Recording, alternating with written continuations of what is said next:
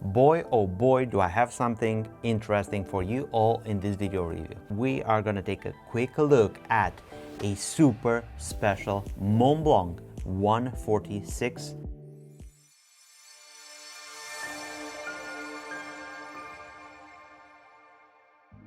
Welcome back to the channel, ladies and gentlemen. I'm your host here from Penventure. You are in for a very exotic fountain pen review. And it's summer, what better way to describe the name of the game than exotic? And let's start first saying this. This piece right here, this baby right here, was sent to me by Thomas from Germany, which is a good friend of our channel, and he sent this pen specifically to be reviewed, shared in a video with you all on our channel. So let's say a big thank you to Thomas, first of all, and second of all, if you enjoy my content, don't forget to give this video a big thumbs up. This will help me a lot with the YouTube algorithm, and also subscribe if you're not subscribed yet. Turn the notification bell on to be notified whenever we have exotic content like the one that we have today. Anyway, Montblanc.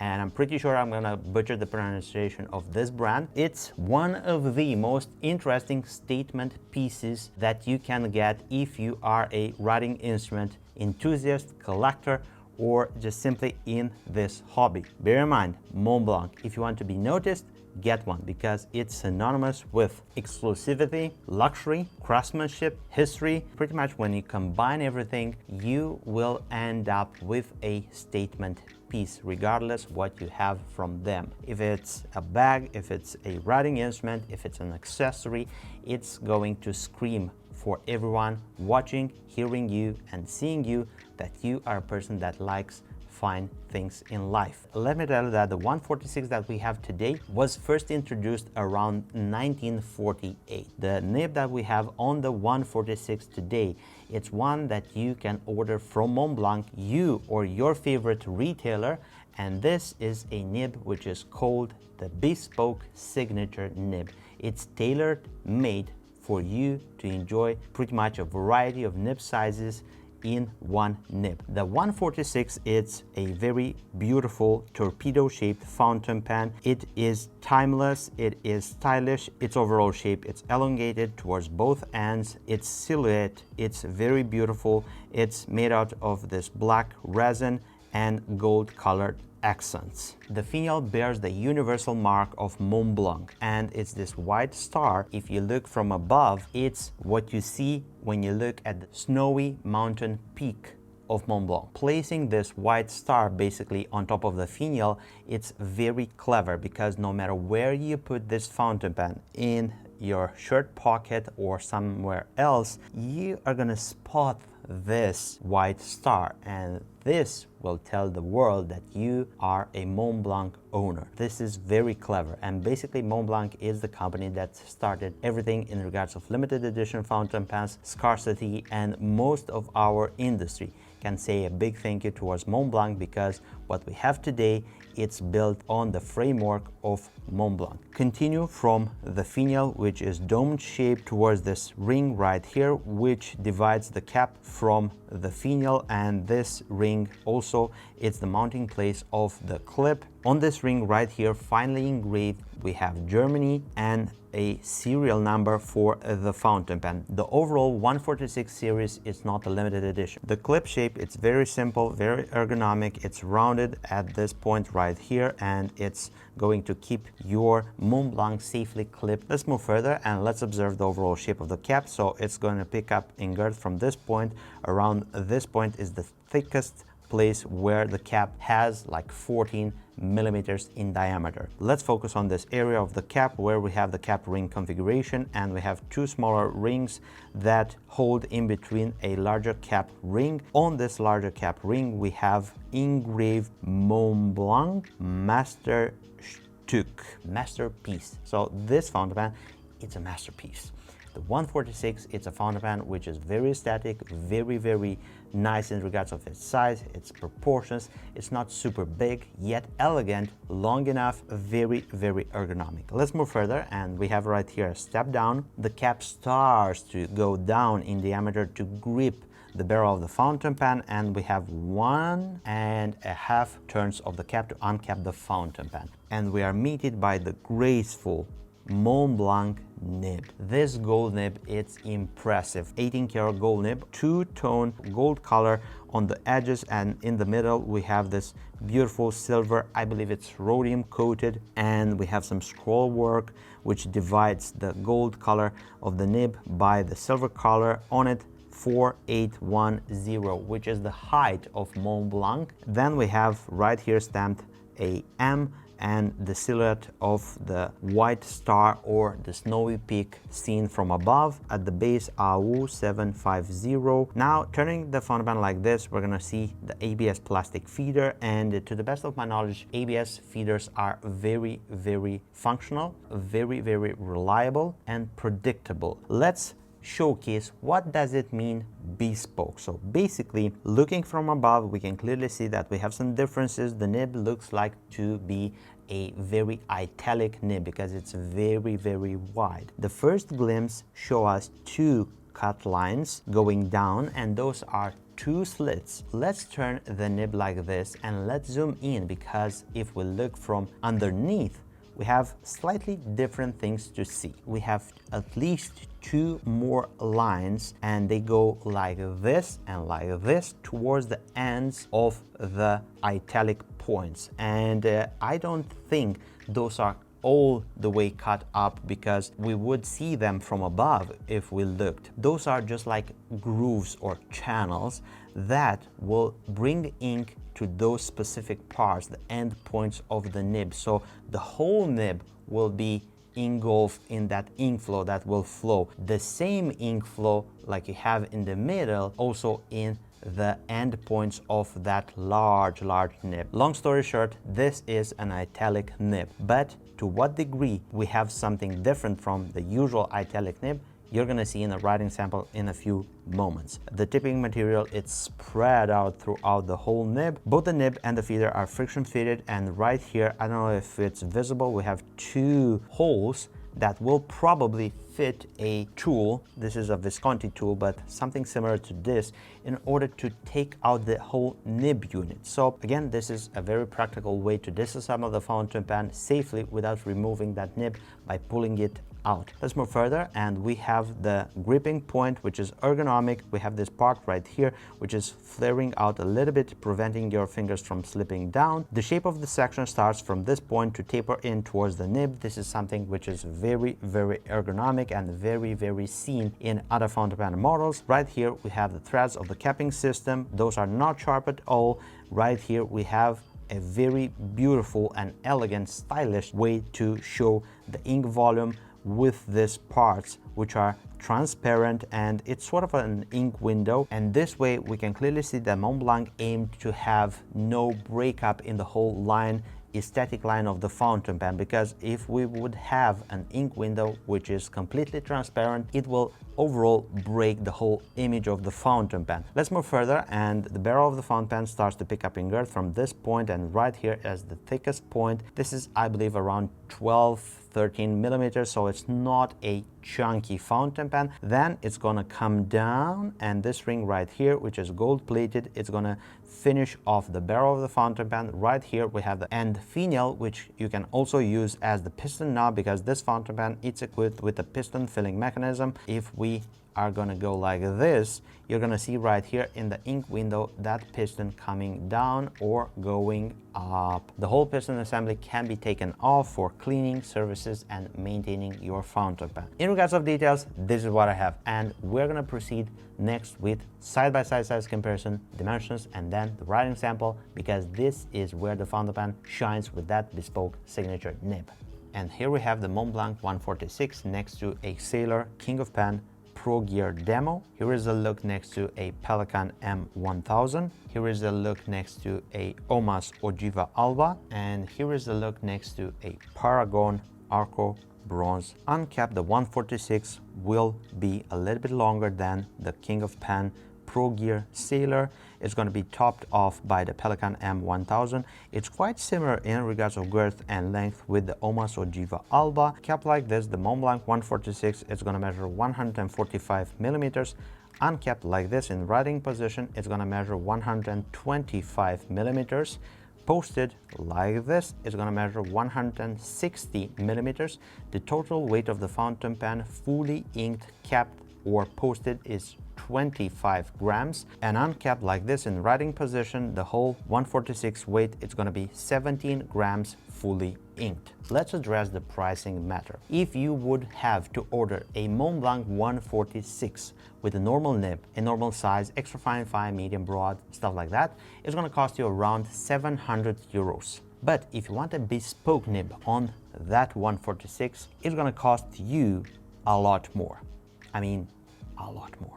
2,300 euros around there. And also 2, 3, or even more months of waiting for that nib to be designed and handcrafted for you in Hamburg at the Montblanc facility. It's so rare that in my whole hobby, numbering more than 7 years, I think I've seen it like 10 times, and on different fountain pens, primarily on 149 and 146.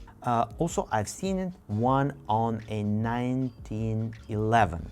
That's a cool pen with a cool nib. And I'm a huge fan of retractable nibs, and I have the baby 1912, this one, in my personal fountain pen collection, which is a beautiful, beautiful fountain pen. Metal body, lacquered in black, and retractable nib. I am drooling over having a 1911 sometime soon enough. Let's ink up this fountain pen with something beautiful in regards of the ink color. Let's see how this nib is performing, or better said, how these nibs, a plural, are behaving. Black goes well with red, in my opinion, and we're gonna use something super precious, this precious liquid, this Montblanc Corn Poppy Red ink, and this is the old style. I have a full bottle in my drawer back there, and we're gonna use this red because this red will make that very, very triple broad-ish nib right. And we're ready. So I don't know you back home if you're ready to see this nib, but let's start with using this nib in normal position. And let's see. Pen. Ooh. Montblanc 146. The ink. It's Montblanc Corn Poppy, and I'm gonna put an R for red, and the nib, Bespoke Signature. It's incredible. It's too much in my opinion, but again, who can say this is not pretty? Who can say this is not nice, this is not special? You're gonna feel one of a kind with such a nib. And I believe it's 18 karat, 750 AU. And let's go and analyze the wetness aspect. Ooh, this is so wet, and you need to be this wet. And just like I showed you a few moments ago, those slits, those grooves that direct the ink flow towards both ends, you wouldn't want to have the brunt of that ink flow in the middle of that triple tine tipping. You want to have it distributed equally throughout the length of that iridium tipping. So having those channels underneath the nib to direct the ink flow towards both ends works stunning. Normal, figure of eights, and we have a lot of line variation because basically you're writing with something which is flat, and it's not rounded as a iridium bowl like a normal fountain pen. I'm not gonna flex this nib. I'm not gonna apply not the slightest amount of pressure. And I'm gonna show you a difference in regards of the line variation, what you can get normally from this nib, which I think it's a fine point in horizontal. In vertical, I believe it's a triple broad. So we have plenty of line variation. I'm gonna use this fountain pen for the sentence, and then I'm gonna show you a sleek trick with this nib, which makes the whole nib to be brilliant. The quick brown fox jumps over the lazy dog. I mean, if you have this nib, you have to understand that you are limited to its impressive, gigantic line size, this triple broad. But if you turn the nib like this, it's going to become a fine point. And the way you're going to rotate the nib is going to dictate from fine to triple broad where you are going to be with the line. And I'm going to show you. So if you use it like this, this is fine, and it's going to be thicker. And if I rotate a little bit more, it's going to be like a broad, and right here like a double broad, and like this is going to be a triple broad. So basically you can use it fine, medium, broad, double broad. So this is very, very smooth, very, very wet, very, very pleasant, and the nib is super smooth, super wet. The ink flow, it's very balanced, it's spread it out throughout the whole tipping. So no matter how you use this nib, it's going to be writing very wet, very smooth. I haven't seen any skippings, any hard stars, nothing whatsoever. This is a signature nib. So let's test out the signature aspect of this nib. Let's use it for my signature and let's have a look. Have a look at that line variation. I mean, if you're gonna sign a contract, you're gonna see this signature just jumping in your eyes. And I'm gonna do this one more time because it's so fun. So I've used angles, rotation, speed, and starting points, and this fountain pen, it's not disappointing. This nib, it's incredible. It's writing no matter how you put it, and usually italic nibs are very, very sweet spot-ish. So they write nice, but in only one way, or you need to hold them in a specific way. This nib is very forgiving. It's allowing you the flexibility of using it both with speed, with angles, with rotations, with everything. So this is why I think it's brilliant. And now let's put everything in some personal opinions regarding this fountain pen. So the 146 as a writing platform, incredible. It's light, it's beautiful, it's very elegant, black with gold color trims, fits in pretty much every single case that I have. You can carry this fountain pen with you. It's going to tell a lot more about you that you can speak, because it will signal to everyone watching that you have taste, you have an eye for fine details, and you have a Montblanc. You are a Montblanc owner. Pretty much in all of those aspects, I believe the 146, it's an incredible statement piece. It should be in most of the people's collection. And if we combine the practicality aspect with the statement piece aspect, with its finishings, its very classical appearance, its high-end materials, and the way this fountain pen it's going to be in the writing, I believe it should be in most of your collections. Everything I've said, it's based on a 146 with a normal nib. For that alone, you have to pay like around 700 euros. A person like me would see as a contest in between what I will get with 700 euros from a different brand in regards of collecting fountain pens if I would be to remove the statement piece aspect. Like for example, if I would go with an Italian brand or a Japanese brand, which is not that known, I would have got more for my 700 euros or no. But now jumping back to the bespoke nib aspect, the incredible bespoke nib. This is where the other competition has no place along with the 146 bespoke nib, because there isn't any company to the best of my knowledge that can offer you this customization towards this nib for you, bespoke, handmade, custom for you out there, that can put it like Montblanc. And this requires a specific person, which is a nib meister, and not only one person, probably a team of people that can and will work for you alone. Aside from the whole production aspect, the facility and all of that. I don't know if other companies have this sort of a service where you can get a custom nib done bespoke only for you.